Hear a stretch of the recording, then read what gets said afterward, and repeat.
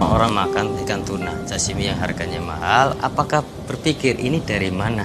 Bagaimana proses dan ada perbudakan ataupun pelanggaran ikan itu nyuri atau tidak?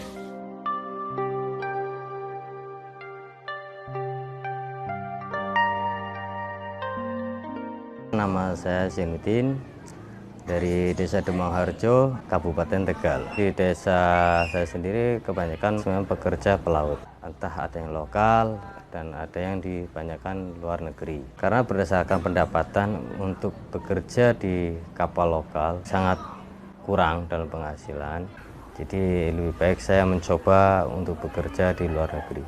Saya berangkat bareng dari Pemalang itu ada 5 orang. Kita bekerja kan di satu kapal 15 orang. Kenapa yang kalau setiap ngisi umpan itu orang Indonesia yang suruh bekerja, bukan orang lain. Jam istirahat saya tidak dikasih makan. Saya tanya, maaf, di sini saya bekerja. Saya juga pengen waktu istirahat. Lihat yang lain tuh pada makan dan istirahat. Tolong saya minta istirahat dan makan. Habis itu saya ngamuk. Dah, saya tendang pintunya. Bosnya datang, saya tanya, saya minta pertanggungjawaban dari Anda. Anda memperkerjakan saya, berarti harus Anda berhak memberi makan saya. Ini jelas-jelas ini perbudakan, pemerasan. Tapi pemerintah tidak ada.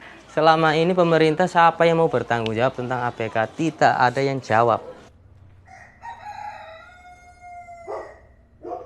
Kerja itu jam 12 siang sampai jam 4 sampai jam 5 lah itu baru selesai. Terus itu cari ikan tuna, ikan marlin, ikan hiu, tapi hiunya itu siripnya diambil, bajunya dibuang.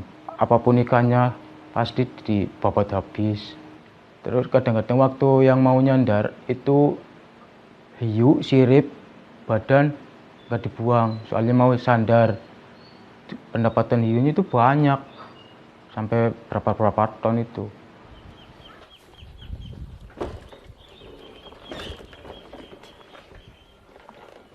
Kerjanya itu sampai minimalnya itu jam 6 pagi, jadi 12 jam itu belum dengan packing.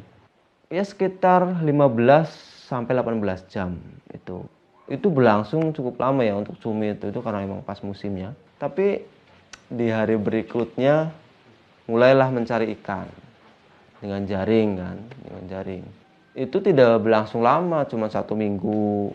Kemudian mungkin dapat informasi dari kapal yang beroperasi. Ini cumi lagi banyak. Akhirnya beroperasilah cumi. Tidak bisa itu yang namanya troll itu bertahan lama, itu nggak bisa. Padahal di situ udah dijelaskan di PKL kita itu kapalnya kapal troll, kapal jaring. Jadi sang kapten itu memberikan sebuah kalimat bahwasanya kalian boleh istirahat ketika kalian itu sudah benar-benar tidak bisa jalan dan tangan kalian sudah tidak bisa bekerja. Itu statementnya seperti itu. Jadi sakit pun ya tetap aja suruh bekerja. Sama aja kita kerja rodi lah, masih kerja rodi itu di kapal. Terburuknya lagi adalah di kapal sebelah yang 355, Handrong 355, ketika terjadi kematian sebanyak 3 orang.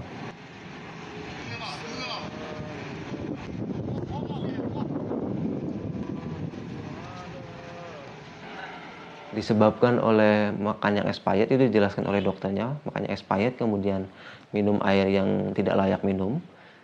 Itu kemudian dengan dalam jangka waktu yang lama, hampir 6 bulan kita itu minum dengan air embun yang keluar dari AC, bayangkan.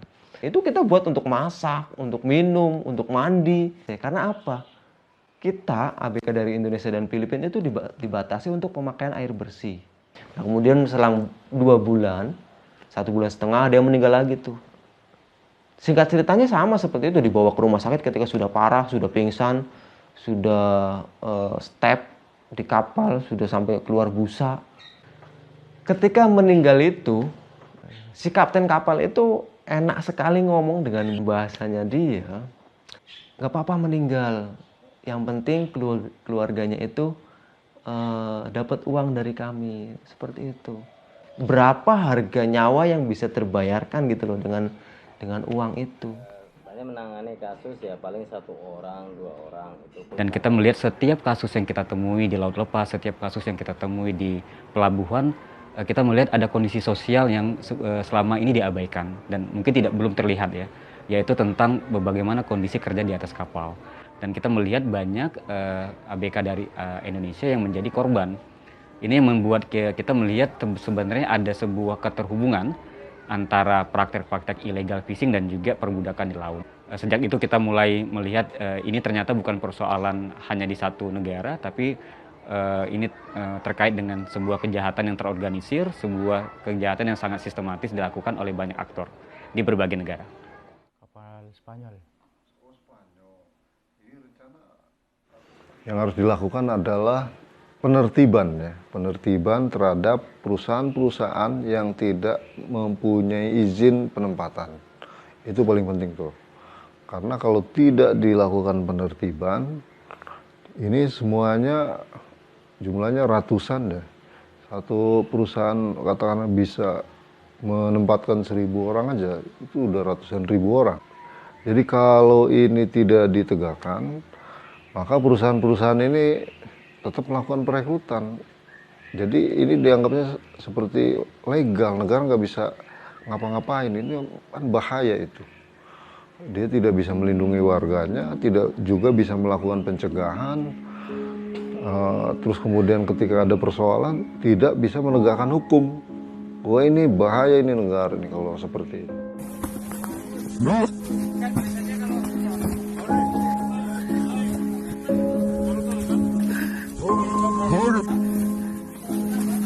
Berkabut. Nilit LLF.